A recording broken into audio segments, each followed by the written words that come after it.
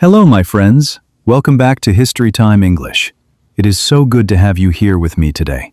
Find a comfortable spot, take a slow, deep breath, and let this story take you on a journey, a real journey, down a dusty road, in the first car that ever dared to make one, because today we are telling the story of Mercedes-Benz.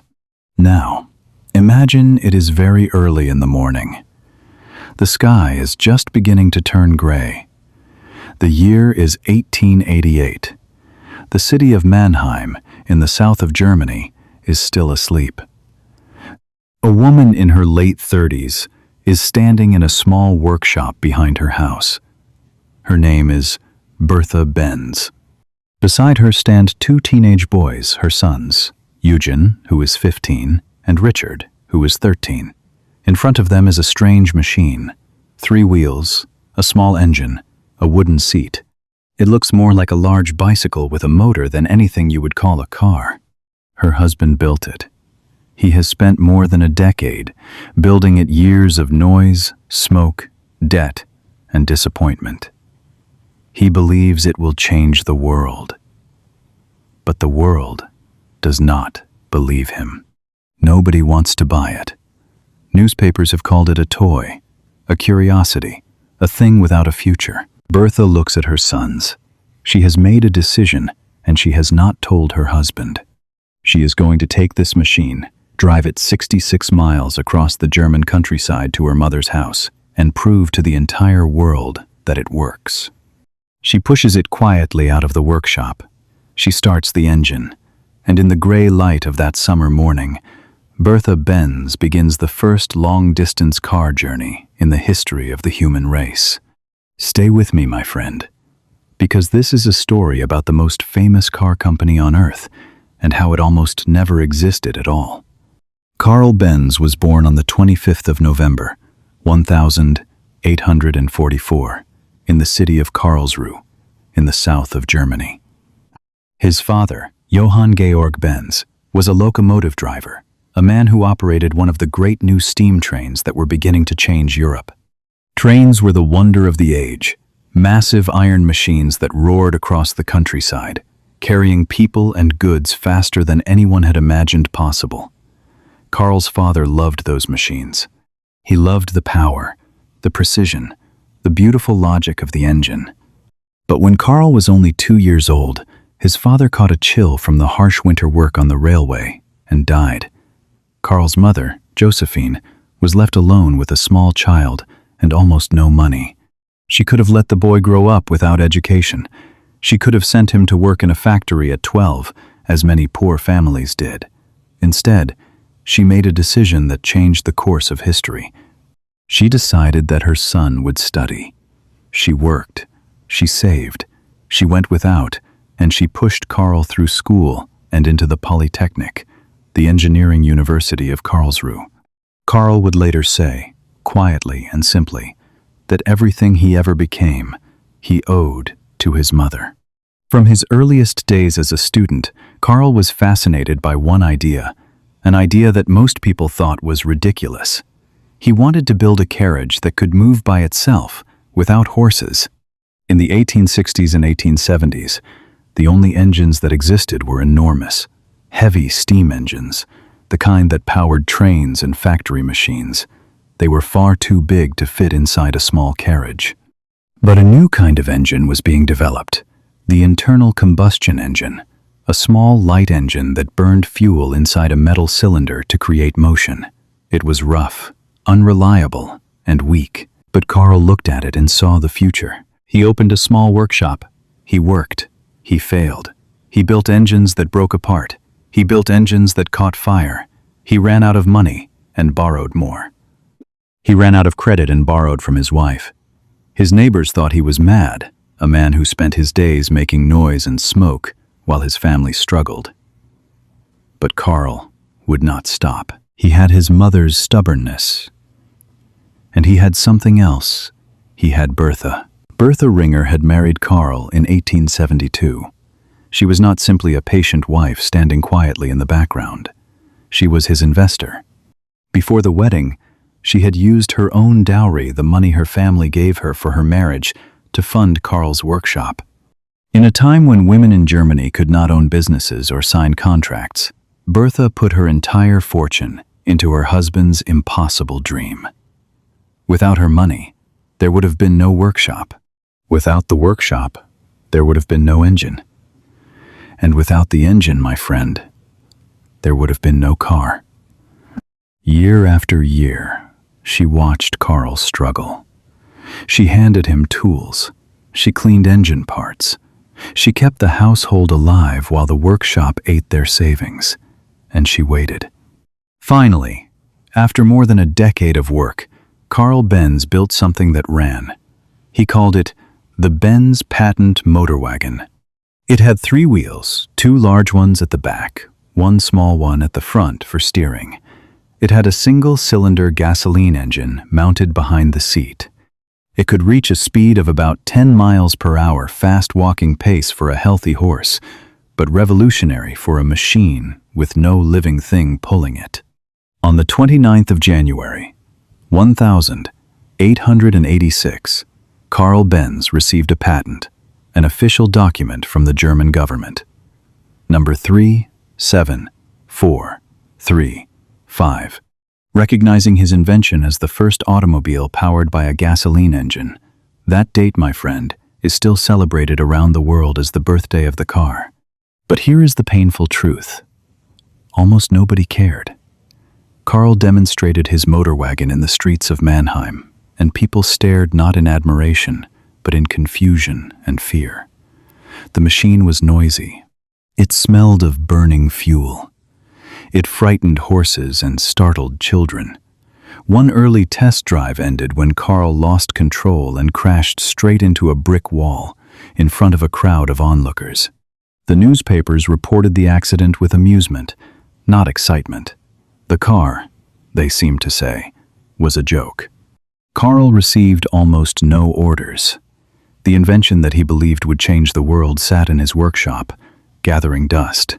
He began to doubt himself. After all those years, after all that sacrifice, had he been wrong? And this, my friend, is where Bertha stepped in. She had watched her husband lose hope. She had watched the world ignore his genius. And she decided, not in words, but in action, that if Karl would not prove the car to the world, she would do it herself. In early August of 1888, while Karl was still asleep, Bertha woke Eugen and Richard and told them they were going on a trip. She did not wake Karl. She did not ask his permission. She simply took the motorwagen, pushed it quietly out of the workshop before the engine noise could wake the neighbors, and left. Think about what she was doing, my friend.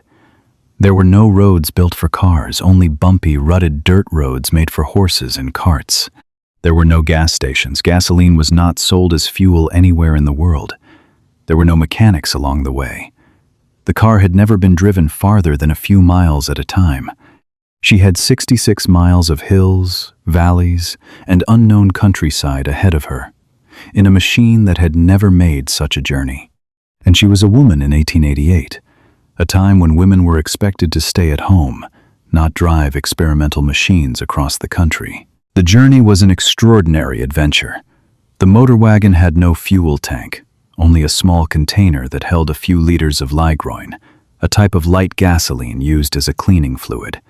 When it ran dry, Bertha stopped at the pharmacy in the small town of Wieslach and bought several bottles of Ligroin from the puzzled pharmacist.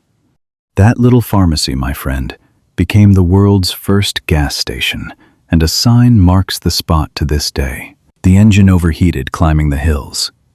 Bertha stopped at streams and poured water over it to cool it down. A fuel line became blocked. She pulled the hat pin from her hat, the long, sharp pin that held it in place, and used it to clear the tiny tube. An electrical wire lost its insulation and began to short-circuit. She removed her garter, the elastic band that held up her stocking, and wrapped it around the wire to protect it. The wooden brake blocks wore thin on the steep downhill slopes. She stopped at a cobbler's shop, a man who made and repaired shoes, and asked him to nail strips of leather onto the brake pads.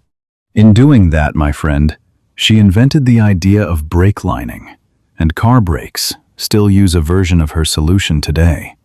By evening, after a full day of driving, fixing, and problem-solving, Bertha and her sons arrived at her mother's house in the city of Pforzheim, 66 miles from Mannheim. She sent Karl a telegram, a short message delivered by wire.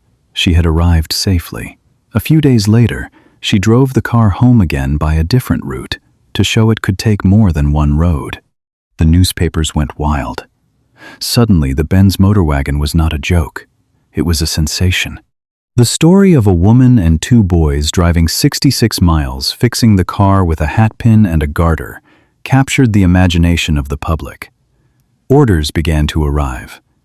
The age of the automobile, my friend, truly began, not in a factory, not in a laboratory, but on a dusty German road, driven by a wife who believed in her husband's dream more fiercely than he did himself.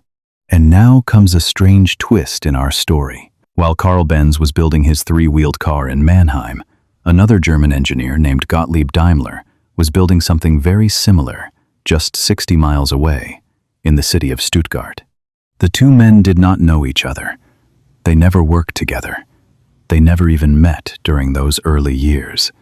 But they were both, at the same moment in history, inventing the automobile. Daimler, together with his brilliant partner Wilhelm Maybach, built faster, more powerful engines. While Benz's Motorwagen was careful and steady, Daimler's machines were bold and ambitious.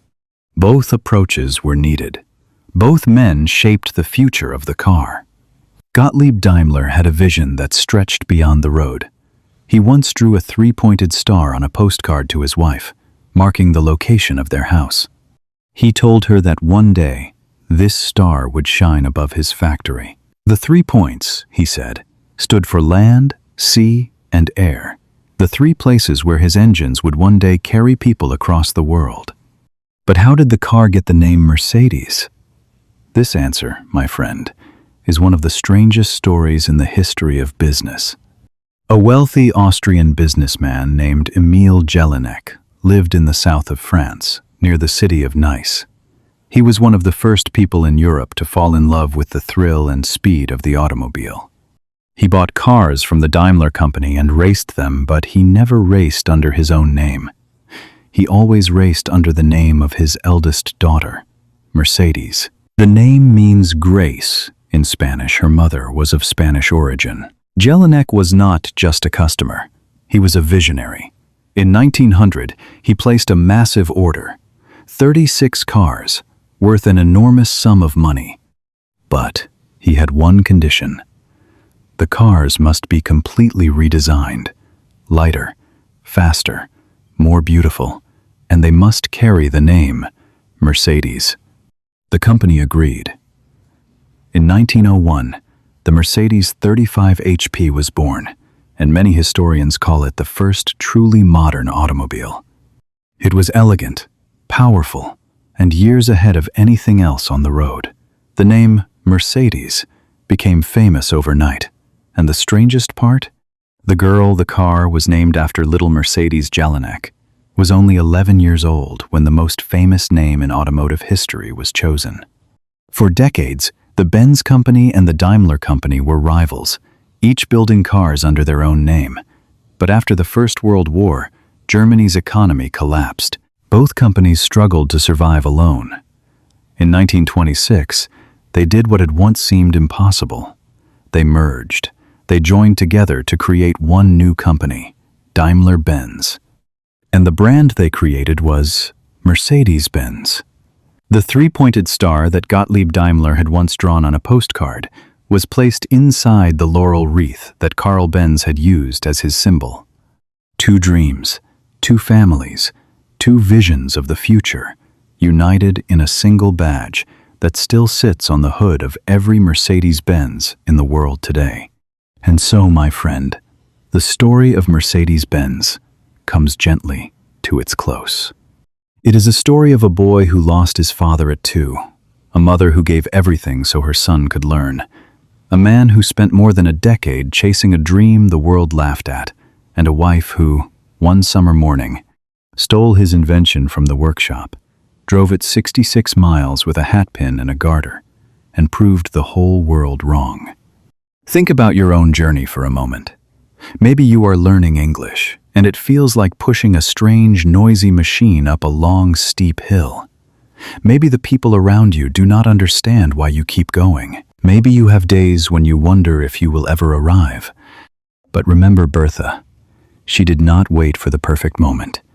She did not wait for permission. She did not wait for someone else to believe first. She took the machine. She found the road. And she drove fixing problems as they came, one hatpin at a time. You have your own road, my friend, and every sentence you understand, every word you learn, every story you listen to is another mile behind you. Keep driving. The road is long, but you are already on it. This is Historytime English. Tell me, my friend, what part of this story stayed with you the most? Was it Karl's years of lonely work in his workshop? Bertha's secret journey at dawn? Or the little girl whose name the whole world now knows? I would love to hear your answer in the comments below. There are many more stories waiting right here, and I will be here when you come back. Until next time, take care of yourself and never stop learning.